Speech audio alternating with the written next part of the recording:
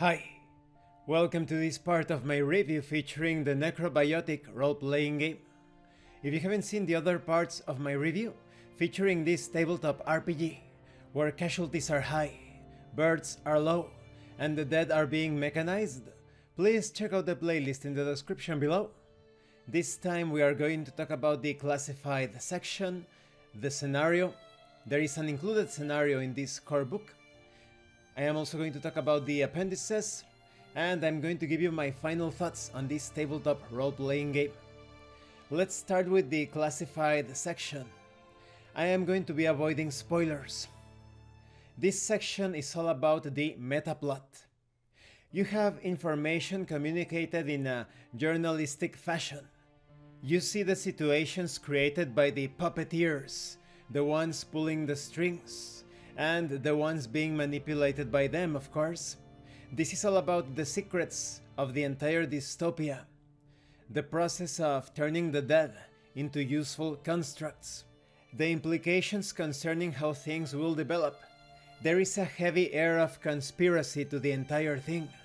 It's about secrets and information that could cost you your life, and the lives of others, perhaps the entire world. So you can base many campaigns on the information contained here. Then we have the scenario called What Rises Must Fall. This adventure examines the nature of the human soul and whether the deceased deserve to be laid at rest.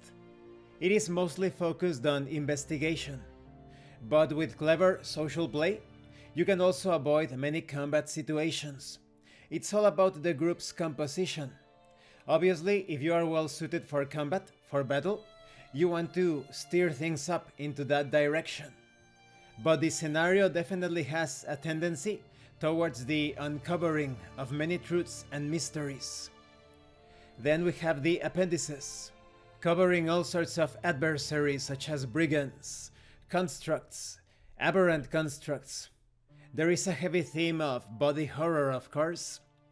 You also have technosophical constructs, all sorts of non-player characters expected and unexpected in an adventure or scenario. There are also all sorts of objects that you could find in the market or in more hidden places, such as the detective kit or the shoulder assistant, which is a hydraulic system with necromechanical coupling of the forearm, and the cerebro-ocular system. You also have the mobile field kitchen, a medical bag, an engineer's workbench, all sorts of gizmos, gadgets, and devices. You also have some exclusive to the Venetian market, such as the cutting agent. Used during an emergency pharmacology play, it adds the self-replicating and poisonous qualities, which are not removable. You also have rubber. Applied to an object, it cancels its fragile quality for 24 hours. Perhaps you want to employ the magnetic solution.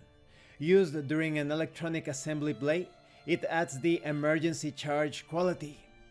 And there are more strange wonders such as the mycosaponificator, a fully watertight glass jar containing a yellowish mold, capable of consuming any type of organic substance and emitting over the next 24 hours a dense, whitish and alcoholic foam with emollient properties that make it an excellent soap.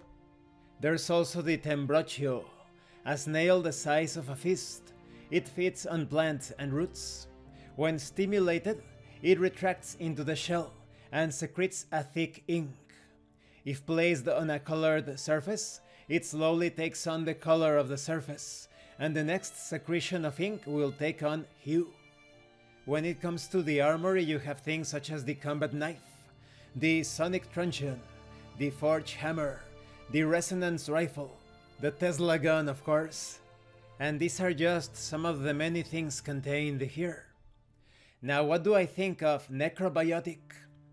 I think this is an excellent, superb tabletop RPG.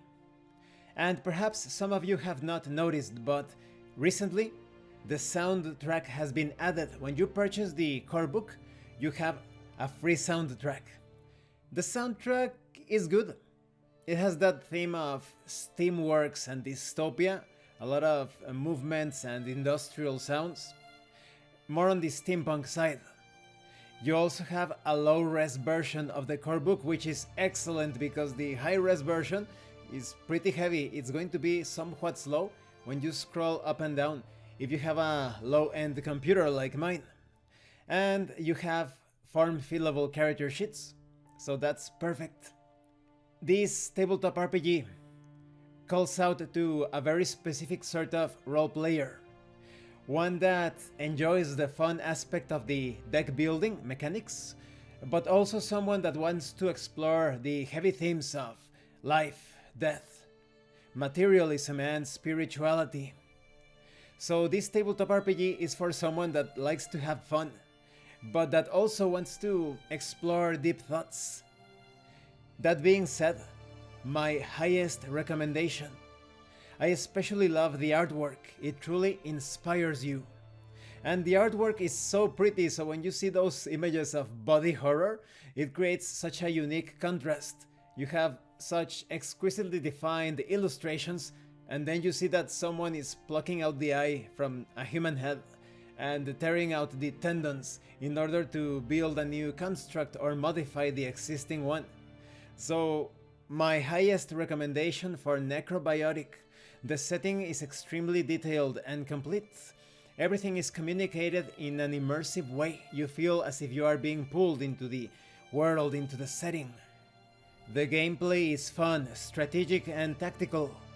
And you want to explore all of it, all of the factions, all of the nuances, the problems, the political, the social, the economical aspects of this unique setting. So definitely get it. My highest recommendation once again. Thank you for watching this review, and thank you for your likes and your comments. If you have any questions or comments, please let me know. And thank you so much to those of you that are going the extra mile to support the channel. If anyone else wishes to further support the channel, the information on how to do that will be in the description below. This has been Abraham El Jaguar, a professional game master. If you want me to run a game for you, please check out the pinned comment below. And remember, it is better to roleplay and fail in character than not to roleplay and fail as a player. Once again, thank you, and see you later.